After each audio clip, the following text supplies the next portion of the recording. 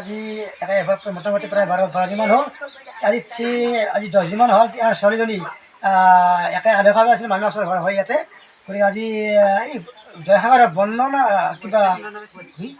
বন্দনা বৈশ্য বুলি এটা ছোৱালী মানে আগৰ পৰাই তাই অলপমান কেৰেক্টাৰ লছ। এই তাইৰ লগত পৰি তাই মানে অপহৰণ কৰাৰ আমি খুব গম পাওঁ। যিয়ে নহওক তাই এতিয়া নিৰ্দোষ হৈ আছে। গতিকে আমাৰ চেনেলৰ যোগেদি ইয়াত এটা নম্বৰ দিয়া আছে। এই নম্বৰত সদায় যদি এই ছোৱালীজনীক পায় এটা ফটো দিয়া হ'ব। গতিকে অমুক নম্বৰত জনালে এই মাকজনীৰ যিটো দুখ এই দুৰ্গতিটো নহ'ব। আমি আশা কৰোঁ ৰাইজৰ পাই যাতে এই ছোৱালীজনী অতি সোনকালে এই চেনেলৰ জগতে আহে। এই নম্বৰটো আপোনালোকে দেখা পাইছে, এই নম্বৰত যোগাযোগ কৰক। আমাৰ যেনেকুৱা হৈছে এনেকুৱা যাতে ক'তো নহয়। আৰু আমাৰ যিজন ভাগিন আমি বহুত কষ্ট পালোঁ।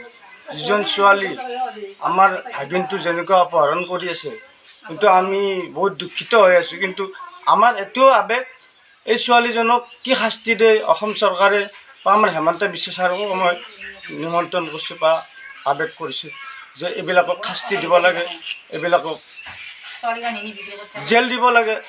অলপ আপোনালোকক মই নিজৰ বুলি আশীৰ্বাদ জনাইছোঁ। মোৰ ভাগিনটো বাৰ এই ছোৱালীটোৱে বহুত অশান্তি দি থাকে। গাঁও অঞ্চলত আৰু ঘৰ যিখিনি মানুহ থাকে থাকিব নোৱাৰে। এই ছোৱালীটো বাৰ এনেকুৱা কৰে। মোৰ ক'ব লগা এইখিনি ঘটনাটো তাইক আমাক কেনেকুৱাকৈ আনি দিব পাৰে আপোনালোকৰ এই মোবাইলৰ বিষয়, তেতিয়া তাইক আমি জুৰুঘটটো একবাৰ দেখালোঁ হয়। ৰাতি 3বাৰ হ'ল। তাইক কেনেকুৱাকৈ আনিব পাৰে বাপা, আনি পেলাই আমাক গোটেই দিব পাৰে। কুকুৰমাৰা 3 নং আমতলাত বিয়া দিছোঁ। তাইৰ ছোৱালী 3জনী। একজনী ডাঙৰ ছোৱালীজনী হৈছে 16 বছৰীয়া আৰু দুজনী হৈছে 13 বছৰীয়া। সেই 16 বছৰীয়া আৰু 13 বছৰীয়া ছোৱালী দুজনী লৈ 3জনী লৈ মোৰ ঘৰত আলহী খাব আহিছিল। এই মুহূৰ্ততে এই জয়সাগৰ গাঁৱৰ বন্দনা বৈশ্যই ছোৱালীজনী তাই বিক্ৰী কৰে। কিন্তু এই 7 তাৰিখে মোৰ ছোৱালীজনী মোৰ নাতিনীজনীয়ে ৰাস্তাত এনেই ফুৰা চাকা কৰি আছিল। এই মুহূৰ্ততে বন্দনা বৈশ্যই এখন স্কুটি লৈ আহি মুখত খপা মাৰি লৈ ছোৱালীজনী লৈ গ'ল। কিন্তু এনে হুলস্থুলুচ লাগি থকাত ৰাস্তাক লাগি ওলাই গ'লোঁ।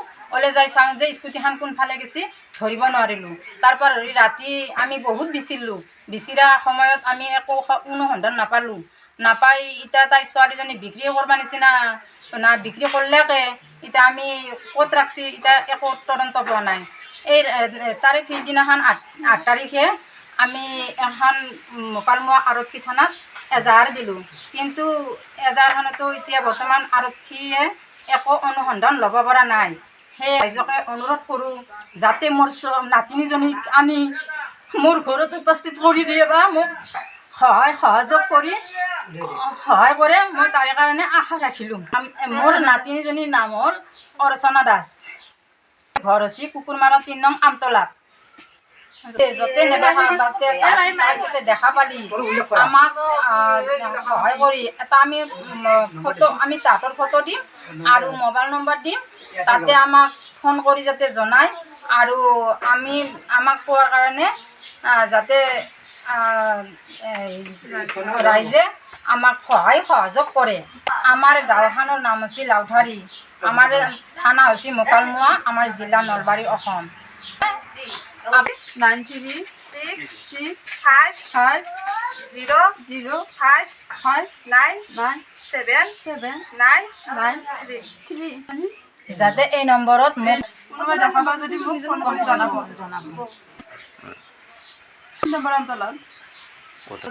আলহী খাব আহিছিলোঁ। আমি দিয়ক